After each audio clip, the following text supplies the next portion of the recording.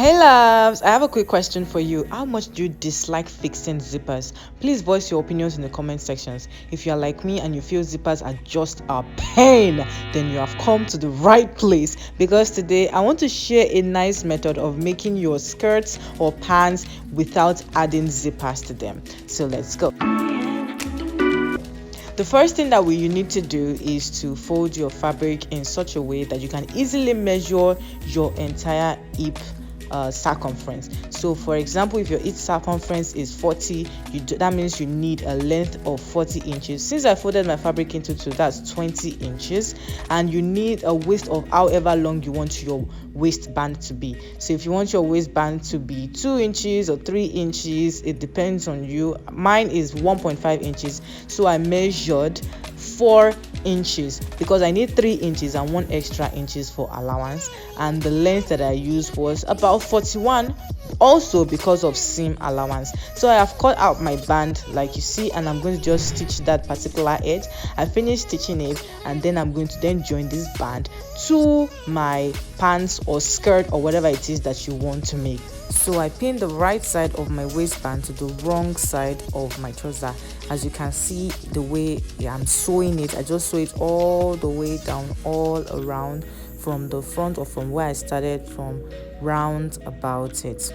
So after doing this, I then take my band and then I fold it with 0.5 inches on top, and then I fold it right over the pants in such a way that it looks neat both at the front and the back.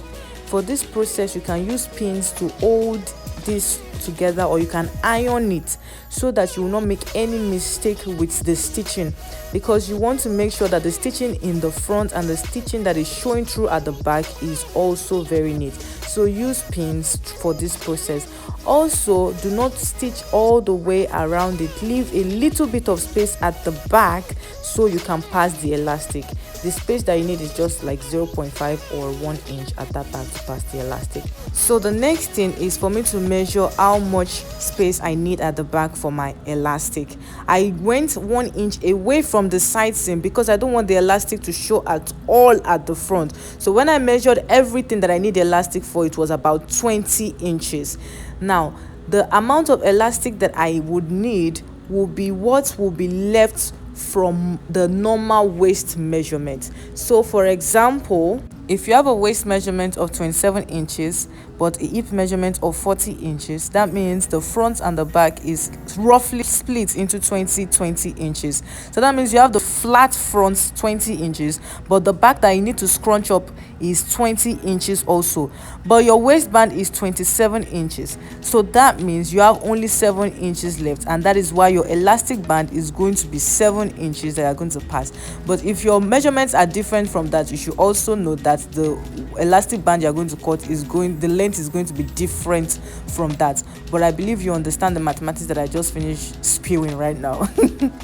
Another thing to note is that the width of your elastic band should be at least 0.25 inches smaller than your waistband. So for example, if your waistband is 1.5, the elastic width should be at least 1.25, so it will lay nicely inside your tunnel. So after this, I just put the safety pin on both ends of my elastic, and I pass it through the 1 inch little space that I put in earlier. If you remember, if you're following me, you remember that tiny space that I put in for elastic to pass through. When I get to the point where I want my elastics to stop, I just stitch it all the way down. You can mark that point with a chalk on both sides so you know exactly where you want your elastic to stop. Now after that, I'm now going to undo my seam at that point so I can remove my safety pin.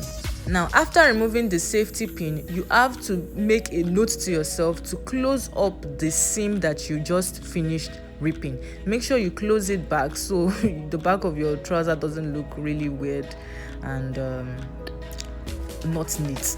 All right, so I'm just doing it for the other side too, so I can stitch the other end of my elastic as well, the same way I did the previous one.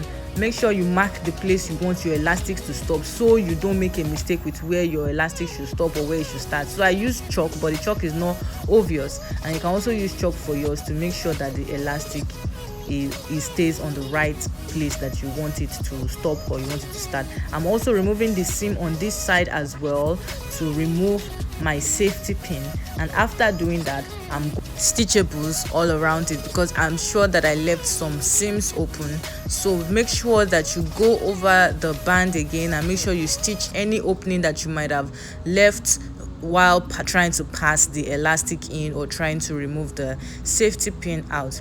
Now after closing all the stitches, you realize that your pants or your skirt or whatever it is that you are putting this particular elastic band on is ready, and here is the end result. It's very nice at the front and scrunched up at the back.